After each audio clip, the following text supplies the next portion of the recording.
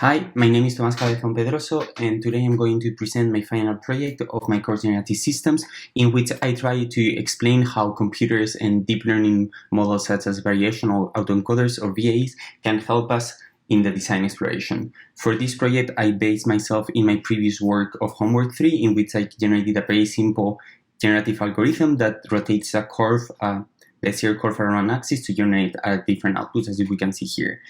Such a simple idea can generate a complete different outputs, and this made me think about how can I control that. Like, until now I was controlling it with parameters, but what if I don't want to see the parameters, but I want to know which object is close to which one and how can I organize that? So I thought, oh, what if I train a encoder-decoder architecture model, and then I use the latent space features learned here to do a study of the different model features.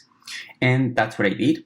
And I trained the STL files, and I use the STL files to generate the voxel that I put input into the model, and then I will decode it.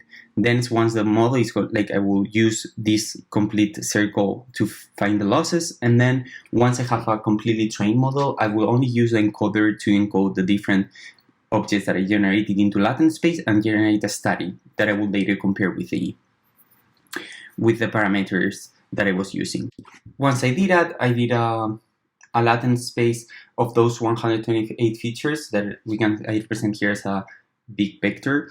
I did a t-SNE reduction, so I reduced it to 2 dimensions, and I did a final plot.